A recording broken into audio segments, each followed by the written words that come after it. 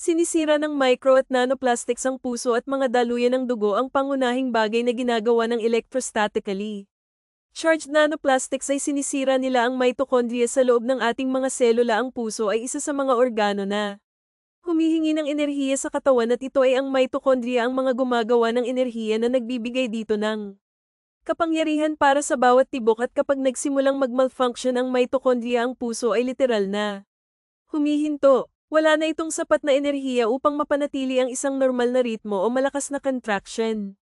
Ang mga atake sa puso at stroke ay nananatiling nangungunang sanhi ng kamatayan sa mundo sa lahat ng sakit. Sa kontekstong ito, lalo na nakakaalarma na ang mga siyentipiko ay nakahanap ng micro at nanoplastic sa loob ng mga atherosclerotic plaque, mga siksik na deposito sa loob ng mga arterial wall na nagpapaliit sa mga vessel at maaaring makahadlang sa daloy ng dugo. Kapag sumikip ang isang sisidlan o namuo ang namuong dugo, naabala ang sirkulasyon ng dugo sa puso o utak, na tumataas ng husto ang panganib ng atake sa puso o stroke. Ipinapakita ng pananaliksik na kapag ang microplastics ay naroroon sa carotid artery plaques, ang panganib ng mga pangyayaring ito na nagbabanta sa buhay at nakamamatay na mga resulta ay tumataas ng 4.5 beses. Ang mga micro at nanoplastic na particle ay nagpapalitaw ng pagbuo ng namuong dugo. Kapag pumasok ang micro at nanoplastic sa bloodstream, hindi sila basta-basta naanad doon. Dahil sa kanilang electrostatic charge, ang mga plastic na particle ay dumidikit sa mga pader ng sisidlan at nakakaakit ng mga protina ng dugo at mga selula. Ang mga pinahiro na particle na ito ay pumipinsala sa endothelium, ang ultramanipis na layer ng mga cell na naglinya sa loob ng mga daluyan ng dugo. Ang endothelium ay parang isang matalinong shell ng mga sisidlan. Kinokontrol nito ang kanilang dilation at constriction, kinokontrol ang pamumuo ng dugo, at pinoprotektahan laban sa pamamaga. Gayunpaman, sa ilalim ng impluwensya ng micro at nanoplastics, ang sistemang ito ay nasisira, na humahantong sa talamak na pamamaga at mas mataas na panganib ng thrombosis. Bilang karagdagan, ang electrostatically charged microplastics ay maaaring makipag-ugnayan sa mga selula ng dugo, platelet at pulang selula ng dugo na nakakagambala sa kanilang normal na pag-uugali. Sa ilalim ng normal na mga kondisyon, ang mga pulang selula ng dugo ay nagdadala ng negatibong singil sa ibabaw, na tinatawag na potensyal na zeta, na pumipigil sa mga ito na hindi magkadikit at nagbibigay daan sa dugo na malayang damaloy, kahit na sa pinakamaliit na mga capillary. Ngunit kapag nalantad sa microplastics, bumababa ang singil na ito. Nagsisimulang magkumpol-kumpol ang mga pulang selula ng dugo, tumataas ang lagkit ng dugo, at nagsisimula ang pagbuo ng namuong dugo. Bilang resulta, lumilitaw ang mga clots sa mga sisidlan na humahadlang sa daloy ng dugo, na lalong mapanganib para sa utak, puso at mata. Dahil dito, pinapataas nito ang panganib ng talamak na pagkapagod, mga sakit sa paningin, hypertension, atake sa puso at stroke.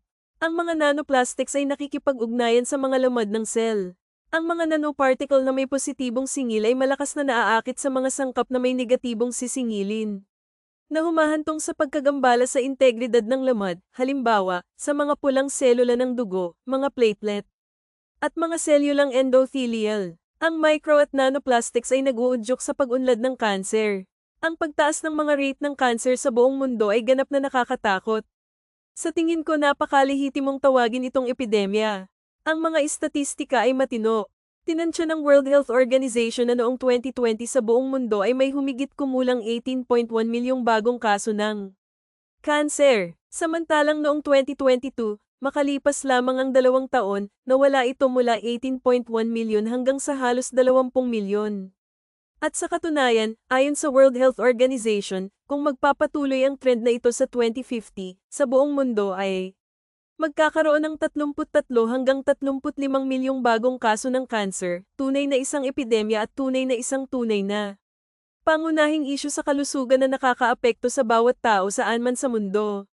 Kaya oo, iyon ay isang malaking problema. Sa loob ng mahabang panahon, ang cancer ay itinuturing na isang sakit ng katandaan.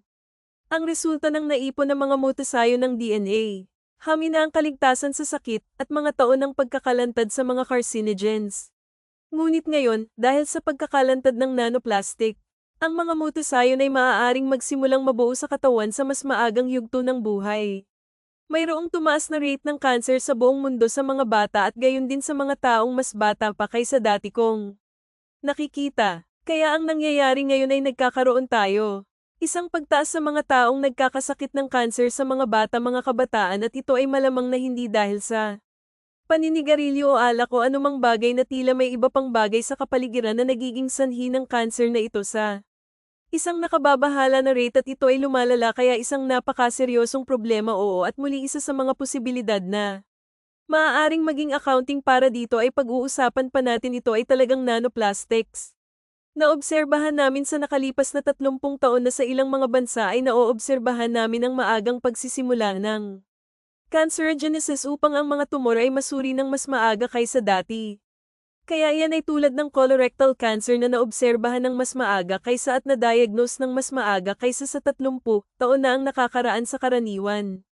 Ang isang mahalagang papel sa pag-unlad ng tumor ay maaaring gampanan ng mitochondrial dysfunction.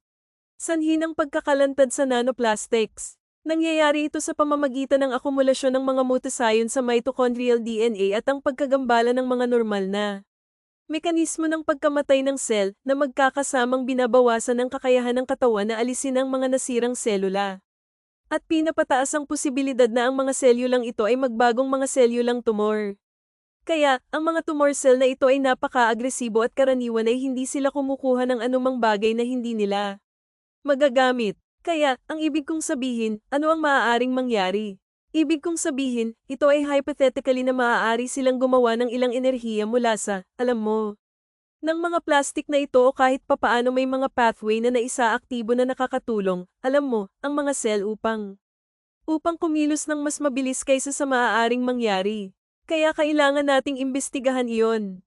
Kaya iyan ay isang napakahalagang tanong at kami ay karaniwang tungkol doon upang malaman kung ano ang nangyayari sa mekanikal na paraan sa mga sel na iyon na maaari nilang gamitin ang mga plastic upang mapadali ang kanilang potensyal. Sa paglipat, ang mga nanoplastics ay nagdaragdag ng mga antas ng rektibong species ng oxygen sa mga selula at tissue ng organ. Nagiging sanhi ng oxidative stress na nagpapabilis sa paglaki ng mga selula ng cancer. Tumutulong sa kanila na kumalat sa iba pang mga tisyo, pinasisigla ang pagbuo ng mga bagong daluyan ng dugo. Pinahuhusay ang pamamaga at pinapahina ang immune system. Bukod dito, ang mataas na antas ng oxidative stress na dulot ng electrostatically charged nanoplastics ay nagtataguyod ng kaligtasan ng mga tumor cells at binabawasan ang kanilang sensitivity sa therapy. Ginagawang mas agresibo ang mga malignant na selula. Anumang bagay na pumipinsala sa normal na cell DNA na responsable para sa paglaki at paghahati ng mga selula. Ang pinsalang iyon ay maaaring mag-ambag sa cell na iyon na maging malignant. Lumalaki at naghahati at hindi makontrol na kumakalat. Ganyan ang cancer. At iyon ay tiyak na isang alalahanin tungkol sa epekto ng nanoplastics. At sa itaas at higit pa niyan, dahil ang nanoplastics ay nakakaapekto sa napakaraming function ng cell, ang oxygenation. Ang kakayahan ng isang cell na gumana, sa itaas at higit pa doon, nababahala ako bilang isang doktor na gumagamot ng cancer na maaaring binabawasan ng nanoplastics ang pagiging epektibo ng aming mga paggamot sa cancer.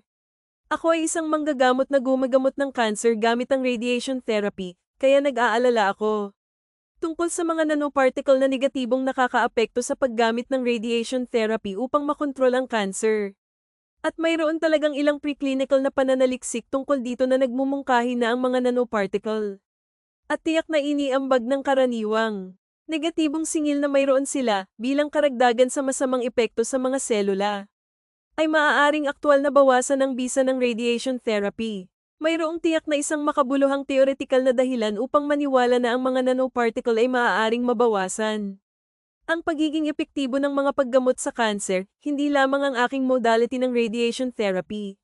Ngunit tiyak na mayroon akong parehong alalahanin tungkol sa pagbabawas ng bisa ng chemotherapy o iba pang sistematikong paggamot o immunotherapy. Ipinakita ng pananaliksik ng Medical University of Vienna na ang mga micro at nanoplastic na particle ay nananatili sa loob ng mga cell na mas matagal kaysa sa naunang pinaniniwalaan dahil ang mga ito ay ipinapasa sa mga bagong nabuo na mga cell sa panahon ng paghahati. Bilang karagdagan, mayroon ding mga maagang indikasyon na ang mga plastic na particle na ito ay maaaring may papel sa metastasis ng tumor. Kaya isa yan sa problema, alam mo, na ang tumor ay mabilis na lumaki at pagkatapos ay kumakalat din. At kung ano ang aming naobserbahan ay ang mga particle na ito ay pinananatili ng mga cell kahit na pagkatapos ng cell division. At pagkatapos ay tinutulungan nila ang mga cell na mag-migrate ng mas mabilis para makagalaw sila ng mas mabilis. At iyon ay isang pag-aari na kung saan din namin naobserbahan sa mga selula ng tumor kapag sila ay nasa katawan upang maaari silang lumipat sa ibang mga lugar at kahit na mag-metastasis. At kaya kailangan din nating ipagpalagay iyon sa katawan na maaaring gamitin ng mga tumor cell na ito ang mga plastic na iyon para dumami at gumalaw sa katawan. Pagdating ko sa plastic na paksang ito, naisip ko ang aking sarili, alam mo, ipinakilala namin dito. Ang mga nanoplastics ay nakakaapekto sa bawat sistema sa katawan ng tao. Ang mga ito ay kumikilos bilang isang trigger na nag-uudyok sa isang kaskad ng mga proseso na humahantong sa mga malubhang sakit, lahat dahil sa kanilang singil sa